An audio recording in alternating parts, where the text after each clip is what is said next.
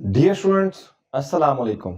मैं हूं अहमद वकास, आपका फिज़िक्स टीचर, और वेलकम करता हूं आपको अपने यूट्यूब चैनल फिज़िक्स एक्सपेंशन पर। स्टूडेंट, आज हम डिस्कस करेंगे फिज़िक्स पार्ट 2 की बुक से कुछ टॉपिक्स को। इससे पहले कि हम अपना आज का टॉपिक स्टार्ट करें, अगर आपने हमारा यूट्यूब चैनल सब्सक्राइब नहीं किया तो इसे सब्सक्राइब भी करें और दोस्तों में शेयर करना बिल्कुल ना भूलिएगा। स्टूडेंट्स, हमारा आज का topic energy store in capacitor है। कैपेसिटर एक ऐसी डिवाइस है जो कि चार्ज को स्टोर करने के लिए इस्तेमाल की जाती है। It is also possible for a capacitor के लिए भी पॉसिबल है कि ये स्टोर करे इलेक्ट्रिकल एनर्जी को।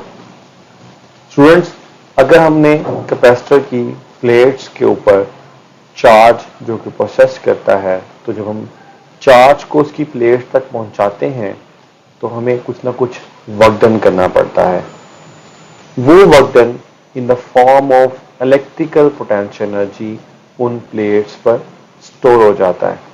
तो इट्स मीन कैपेसिटर एक ऐसी डिवाइस बन जाता है जो कि स्टोर करता है इलेक्ट्रिकल पोटेंशियल एनर्जी को अपनी इलेक्ट्रिक फील्ड के अंदर। स्टूडेंट, कैपेसिटर की छोटी सी और डेफिनेशन मैंने यहाँ पे राइट करने की कोशिश की है आपकी इंफॉर्मेशन के लिए।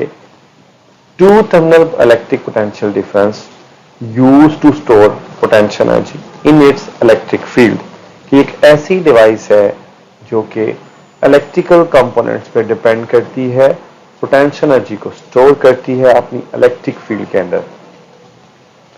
स्टूडेंट्स, फॉर्मूलाज ड्राइव करते हैं तो सबसे पहले तो हम एक कैपेसिटर सपोज करते हैं जिनकी प्लेट्स के साथ एक पोटेंशियल V अटैच किया गया है।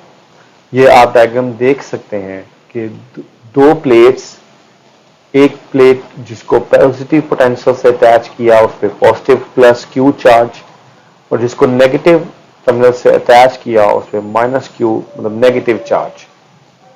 अगर मैं यहाँ पे बात करूं, इनिशियली जब कैपेसिटर अनचार्ज था, इसके ऊपर कोई चार्ज स्टोर नहीं था, तो कैपेसिटर की प्लेट्स का पोटेंशियल 0 था, और जैसे ही चार्ज Q स्टोर किया ये पोटेंशियल V पे बन गया।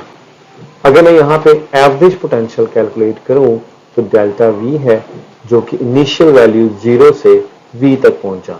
हम यहाँ पे कैलकुलेशन करें तो 0 plus V over 2 it's mean half of V।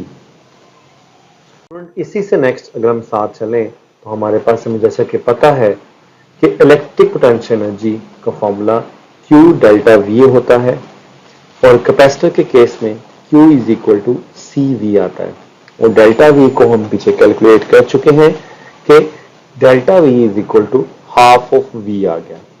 Students, ये दोनों वैल्यू पुट करें तो हमें एनर्जी की वैल्यूज मिलती हैं CV इंटू V/2। अगर मैं यहाँ पे सिंप्लीफाई करूं तो energy is equal to half of CV² आ गई। स्टूडेंट, इसी में यहाँ से हमें एनर्जी के 3 डिफरेंट फार्मूलाज हासिल होते हैं। एक अभी हमने कैलकुलेट किया हाफ ऑफ CV²। अगर मैं इस इक्वेशन के अंदर C की वैल्यू पुट करूं जो Q ओवर V आती है, तो एनर्जी का फॉर्मूला हाफ ऑफ QV बन जाता है। और अगर मैं एनर्जी की वैल्यू मतलब एनर्जी के फॉर्मूला में जो हाफ ऑफ CV² है, स्टूडेंट, इसमें मैं अगर V की वैल्यू को पुट करूं तो Q ओवर C है, तो यही फॉर्मूला Q² ओवर 2CV आ जाता है। तो ये 3 फॉर्मूलाज में अगर हम देखें तो हम एनर्जी को इन तीनों फॉर्मूलाज की मदद से कैलकुलेट कर सकते हैं। लेकिन स्टूडेंट, हम यहाँ पे बात करके आए थे कि कैपेसिटर एक ऐसी डिवाइस का नाम है जो कि इलेक्ट्रिकल पोटेंशियल एनर्जी को स्टोर करता है और अपनी इलेक्ट्रिक फील्ड में स्टोर करता है। तो स्टूडेंट, नेक्स्ट हमारे पास हम रिलेशन ड्राइव करते हैं एनर्जी का in term of electric field. Student, in term of electric field calculate करने के लिए मैंने सबसे पहले यहाँ पे कैपेसिटेंस को चेकआउट किया। कैपेसिटेंस की value C is equal to A epsilon not epsilon R over D होती है। स्टूडेंट, इसी में V is equal to E/D आ जाता है, ये इलेक्ट्रिक फील्ड का पोटेंशियल डिफरेंस रिलेशन। नेक्स्ट अगर हम वैल्यूज देखें तो एनर्जी की वैल्यूज में हाफ ऑफ CV² था, तो स्टूडेंट हमने C की वैल्यू को भी पुट किया और V की वैल्यू को भी पुट किया।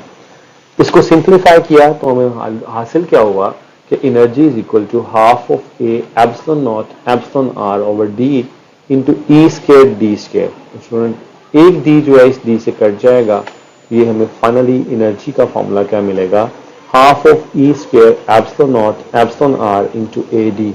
स्टूडेंट ये भी हमारा फाइनल कंक्लूजन है, लेकिन हम यहाँ पे एक और पॉइंट क्लियर कर लेते हैं कि हम टर्म डिफाइन करते हैं जिसका नाम है एनर्जी डेंसिटी। तो स्टूडेंट इसी टॉपिक में हम फर्दर एक्सप्लेन करते हैं एनर्जी डेंसिटी को।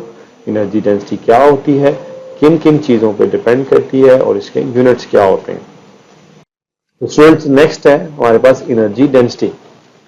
एनर्जी डेंसिटी को कुछ यूं डिफाइन करते हैं कि ये एनर्जी पर यूनिट वॉल्यूम होती है, कि कैपेसिटर जो है वो अपने यूनिट वॉल्यूम में कितनी एनर्जी स्टोर करता है, इसको हम एनर्जी डेंसिटी का नाम देते हैं। इसी में next energy density is equal to energy over volume.